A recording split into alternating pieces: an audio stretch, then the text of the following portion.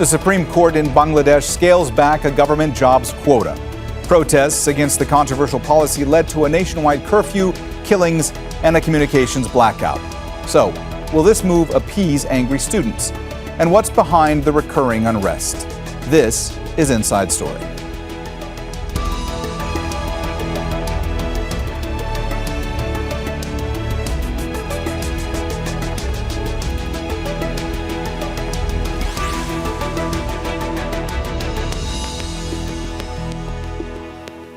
Hello and welcome to the program. I'm Mohammed Jamjoom.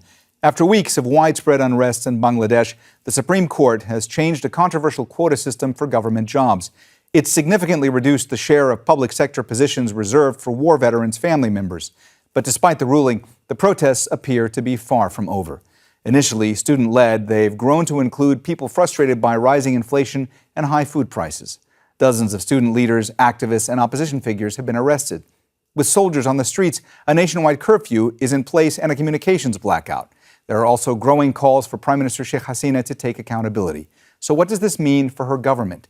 And will the quota reforms be enough to restore calm? We'll explore these issues with our guests in a moment, but first, this report by Katia Lopez Hodoyan. The Supreme Court in Bangladesh appears to have listened to tens of thousands of angry students. After weeks of demonstrations and police crackdowns, the top court scaled back a quota system for government jobs.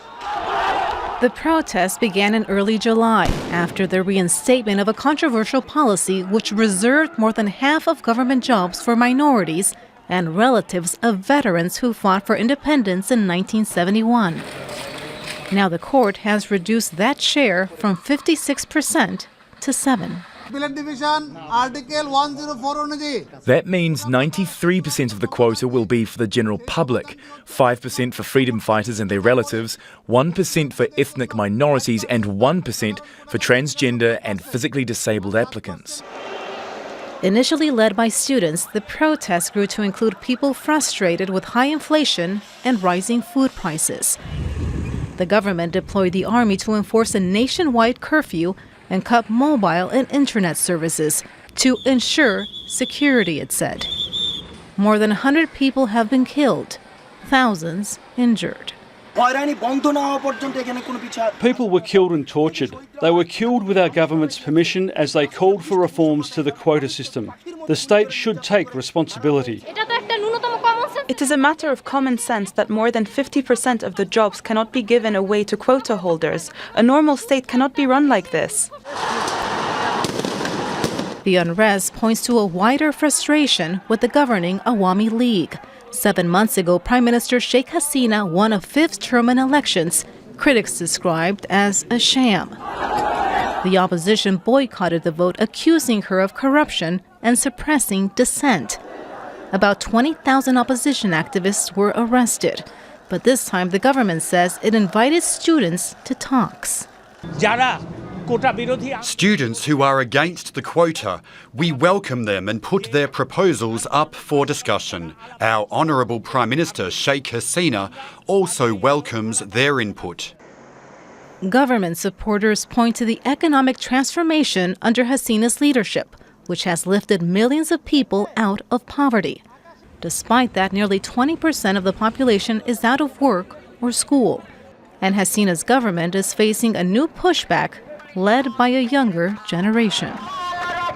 Katia Lopez Hodoyan, Al Jazeera for Inside Story. All right, let's go ahead and bring in our guests. Joining us from Sydney is Mubashir Hassan, a political analyst and postdoctoral fellow at the University of Oslo. In Athens, Ohio, Muhammad Ashrafuzzaman is an exiled Bangladeshi human rights activist and researcher at Ohio University. And in New Delhi, we have Sri Radha Datta, a professor at the Jindal School of International Affairs. Her research focuses on Bangladesh-India relations. A warm welcome to you all, and thanks so much for joining us today on Inside Story. Mubashir, let me start with you today. Bangladesh's Supreme Court has scaled back this controversial quota system, but it did not abolish it. Will this ruling be satisfactory to all the students who've been protesting and demanding an end to this system? So I think there will be, we can only say what would be the exact reaction of the student once the communication blackout would be lifted, the press blackout that would be lifted, and so forth. So, but it seems to me that that quota movement would not be confined within just about quota anymore, because there are a lot of young kids have been, shot dead. There are a lot of young kids who demanded a rightful demand to their estate, were traumatized, ended up injured in hospitals, and also some of them are forcefully disappeared and then only to be returned, and so forth. So I think there will be a lot of anger, frustration, resentment. So this quota movement, I do not think it is confined in quota movement anymore. And Mubashir, if I could just follow up with you and ask you, what are some of the other root causes of the anger that's being displayed in these protests? So first of all, this is a young generation who I call Generation Z, and a large portion of young generation were not being able to cast their vote. So there is a disconnection between the state and this young generation, who are millions in numbers, and they saw that when they raise their demand, there is a group of civilians who work in tandem with law enforcement agencies attack them. It happened during the road safety movement, it happened during the previous quota movement, and it happened now again. So there is a sense that they are not really being able to pursue their demand, and the state is really listening to them. We need to be mindful that before this mindless violence and this chaotic situation, this whole problem is created by the government. I mean, it was kind of settled previously during the previous quota movement, which took place in 2018. And then suddenly it was brought back and reintroduced. And before these events turned deadly, they were ridiculed, they were intimidated, they were bullied by the rhetorics by prime minister, rhetoric by law minister, and so forth.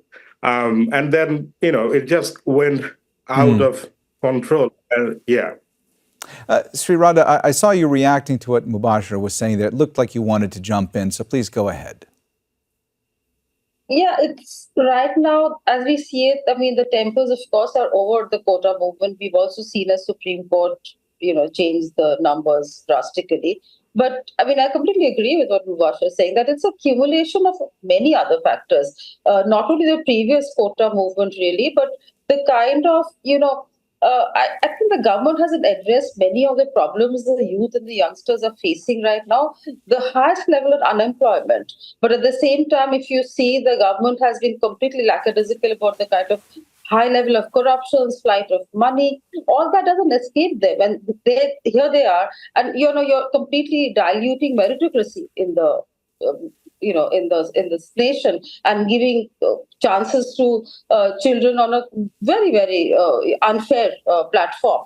And also, of course, there again, the January elections were something that the students didn't feel very happy about. There are many first-time voters who are very disappointed, and not only this election, even the previous election. So it's anger, resentment, which has grown over the years, with suddenly, and that point that he made, that while they were protesting, they've done this earlier, it's not the first time. The reaction by the government was unprecedented. It's very unfair and certainly very derogatory, which killed this. And then, of course, we saw the very high-handed way the government, tried to take charge. So all of that has really added to this very, very difficult and hostile situation on the ground. So, Sri Radha, it sounds to me as though you and Mubashir are saying that these protests that may have started out as against the quota system, that perhaps they have coalesced around an anti-government message. Would you say that these now have become anti-government demonstrations? I would think so. I certainly would think so, because the resentment was building. I mean, there were many other small, incidents which were brought to light. But again, as I said, the government wasn't addressing them. And the students felt that many of what they were asking for, what they were demanding, were completely ignored and denied. So I think this was that particular moment when all the temples just were, they were really tackled at this point. Yeah. Zaman, from your perspective, will the student protesters be satisfied with this decision from the Supreme Court? Is it enough that there will just be a reform of the quota system, or do they want to see it completely abolished? Thank you very much for having me.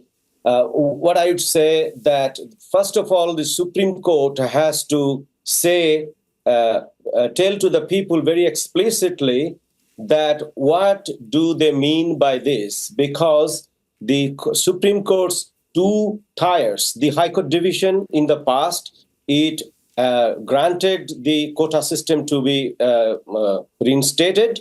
And then now the appellate division is saying completely a different way. But at the same time, it is also giving the authority to the government that if the government wants, it can keep it. It can, whatever they want to do with the quota system, they can exercise their discretion.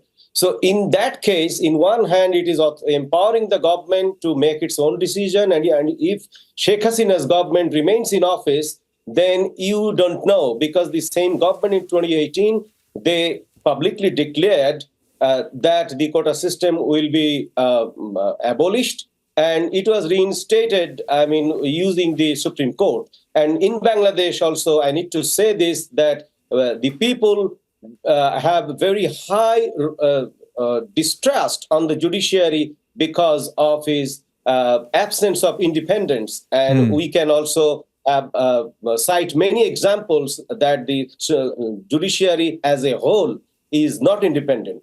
So in this case, I don't think that the people and the protesters in general will be trusting the court's ruling, and that will bring the protest to an end. Zaman, if I could also just ask you, what are some of the other demands from the student leaders in this protest movement so far? The protest movement, they have some 8 specific demands that the people there were involved in killing the protesters. They should be identified and investigated, and that includes the members of the law enforcement agencies, the members of the ruling party, student wing in particular, the Bangladesh Chhatra League, who escorted with the police. They came up to attack the male and female protesters very brutally with the sharp and blunt weapons and also firearms. They also demanded that the killing that has been unleashed by the government has to be ended, and a complete probe has to be there, and the detained people has to be released. And all the fabricated cases that has been there, it has to be resolved. So they have a lot of other demands on that. And of course, the bringing the quota system to the minimum, like according to the Constitution, in line with the realistic requirement of the underprivileged people who deserve a quota system, not according to the relationship with a particular group of people. Mubashir, protesters are now also demanding the resignation of Sheikh Hasina. How much pressure is she currently under, and what does this turmoil mean for the prospect of her longer-term rule? So, there are a group of people, there are groups in the society, they have been voicing this concern for a while. I think what this quota movement has done is that it kind of underpin the legitimacy crisis for the prime minister here. It was quite evident through the reaction of the government to this protester that by calling them Rajakars, which is very derogatory term and kind of underpin anti-national element or anti-state element. It goes back to the history of Bangladesh's independence war. It effectively shows to many protesters from the videos that I gathered is that this prime minister is not prime minister for everyone, which she needed to show that, she's the prime minister for everyone, including the people who holds different opinion. So there is this legitimacy crisis, I think, which is going to run deep in this society, even though the whole thing is now framed about this High Court rule. We need to underpin that there are like over 130 people dead. They have families, they have their relatives, social and wider social connections. What will happen to those deaths? We don't even know. And this sense of grievances is very problematic in a country which is full of young people. If you look into the demography of Bangladesh, as Sri Radha Datta said, that there are a lot of people are unemployed. And also there are, most people in Bangladesh didn't born before 1971 war now.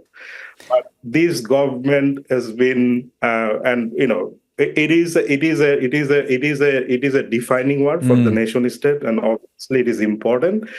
But it is quite painful to see that if someone practices their legitimate right to protest, they will be identified as someone who acted against the state during 1971 war. And, that whole war narrative, what is the point of war narrative after 50 years of independence? We should invest our time, energy, money, and politics in rebuilding and progressing the country. So, so that grievances would be a problem for some time and for longer time.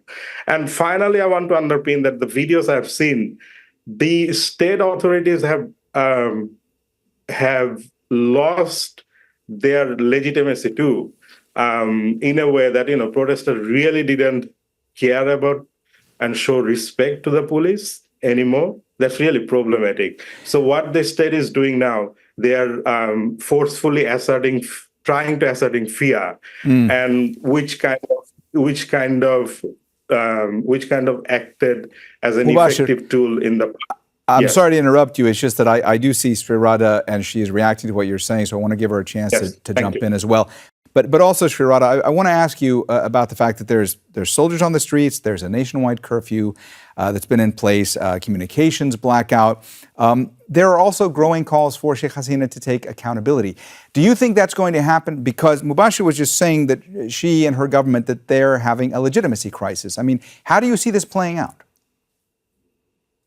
I agree with this, and I just recently, just a couple of hours ago, saw a 9-point demand by Abdul Qadir, who's one of the leaders of the anti-protesters team.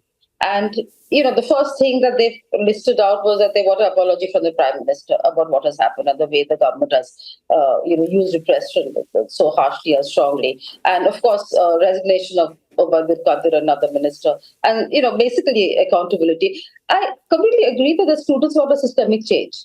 This is through the quota issue that they've raised these issues, but they have, I think, they're very, very exasperated with the way that the country has moved in the last couple of years. While it has done wonders in many ways, we've seen how till about a year and a half ago, it was, its GDP was rising, growing, the fastest growing nation in Asia. And from there, the way the economic conditions have really, really gone down the rabbit hole, if I may use the expression. And it's always falls on the youth. It's always, and if you look at the way things have, and it's all in the public domain, despite the kind of harsh censorship of the media and the civil society, and even in the NGO sector, which has actually been a very, very robust sector in Bangladesh and has contributed to Bangladesh's growth story. Despite that, we've seen how this government has used every tool possible in their hands to come down on any voice, any act which doesn't completely align with themselves, with the particular political party in play. So all of that is, I think, a kind of a part of the boil that we see just now on the streets. And I think that's a valid point that, they're not scared of the security forces. Of course, it's curfew just now, but whatever little information and videos, we saw that they were willing to face the tanks, they're willing to face. We've seen some helicopters and some dust emanating. So I'm really not sure what kind of measures that were being used. But clearly, the government was not even open to a dialogue at this point of time, which they could have reached out. They were using, trying to control it through, security apparatus, which clearly was not working. Zaman, do you believe there's going to be growing calls for Sheikh Hasina to resign? And do you think that that is a scenario that is in any way possible given the current climate in Bangladesh? Of course, it won't be a call. It is the call of this hour. And you need to see Sheikh Hasina and her legacy. For example, how do we trust Sheikh Hasina when there have been over 700 enforced disappearances during her regime since January 2009? There are nearly 3,000 extrajudicial executions under Sheikh Hasina. And none of these cases have been investigated or the victims have given an universal access to justice in the country. And then you look at the non-state actors' violence like these ruling parties, student wings, and their other goons. They're attacking people all the time. And state is very systematically using these forces. Then you see the kleptocracy that Sheikh Hasina has established in a Russian oligarchy system, that there are a couple of privileged businessmen or the companies, they grab all the institutions, as many as possible. And now the Grameen Bank, for example, founded by Professor Muhammad Yunus, has been their target to come under their control. So, and then you are disenfranchising the population. For example, around 30 million people who have been 18 years old during the regime of Sheikh Hasina, they have never given a chance to cast their vote.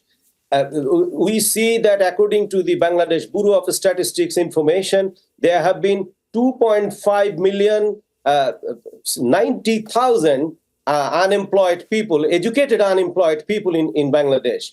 And the youth unemployment rate is over 80%. So that includes the Sheikh Hasina. I mean, whatever development that people talk about Sheikh Hasina, you also need to see the picture quite fairly, that whether there has been any justice given or the government has ever shown its attitude that it has any system of political or judicial accountability in the country. So if the answer is a no, then Sheikh Hasina's time is over and she must go as immediately as possible. That's what I feel that people are demanding at the moment. Mubashir, dozens of student leaders, activists, and opposition figures have been arrested. How much has that exacerbated the situation?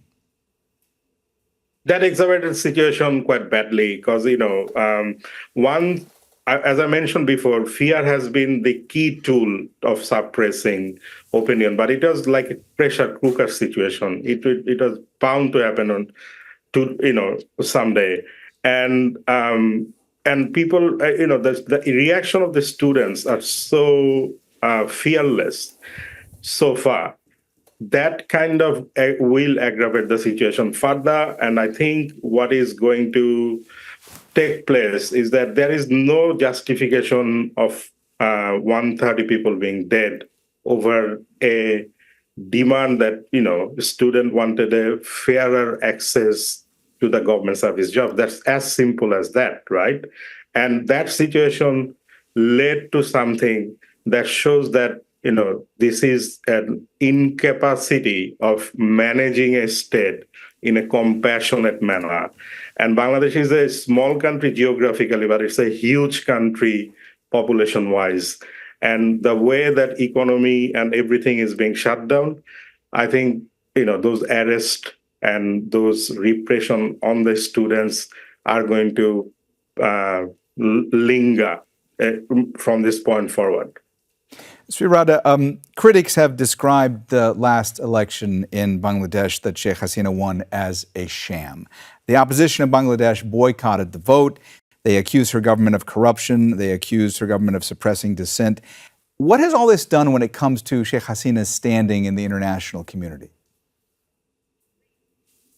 Well, so far as some of our partners are concerned, it's India and China. I think they have been pretty much supportive.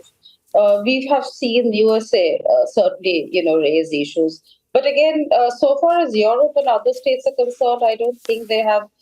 They had raised some concerns before the elections, but surprisingly, post-election, one was, surprised to see that not too many are making any sounds about that. I would think that's rather unfortunate, really. And USA, as you know, I think it's known their reaction has been quite quiet post the election. There has been some, points here and there, really, but not the way they had initially. Was trying to ensure that a multi-party free democratic election should be held. But when that wasn't the case, I didn't see anybody really come out very strongly against what Bangladesh is doing. And Sri Radha, we only have a couple of minutes left, but let me just ask you, do you think that we could start seeing any anti-India sentiment in Bangladesh? I ask because the public believes that India remains Sheikh Hasina's strongest backer. So does this start taking a turn into anger also being expressed towards India? In fact, post the elections, we did see, though it was a social media movement confined largely there to that level, didn't pick up any momentum for, other than that, which was called the Quit India, where they didn't want to buy the essential goods that will come into Bangladesh on a daily basis and that kind of thing. But, we know the close proximity. We understand the historical relation that Awami League shares with India. So, and anything does, and it's not just now. I mean, we've seen that in the past too, that whenever there's some anger and resentment about Awami League and Prime Minister Sheikh Hasina, it tends to have a negative impact on India because of the close proximity, really, because this is one political party that India has worked with very closely from 1971 onwards. And that certainly, and every time something goes wrong, there's a natural tendency amongst the youth and the public at large, not only the youth, public at large, to blame India for. And the perception is that way, rightly or wrongly. All right. Well, we have run out of time, so we're going to have to leave the conversation there. Thanks so much to all of our guests, Mubashir Hassan, Muhammad Ashrafuzzaman, and Sri Radha Datta. And thank you, too, for watching. You can see the program again anytime by visiting our website, aljazeera.com. And for further discussion, go to our Facebook page. That's facebook.com/AJ Inside Story. You can also join the conversation on X. Our handle is @AJ Inside Story. For me, Mohammed Jamjoom, and the whole team here, bye for now.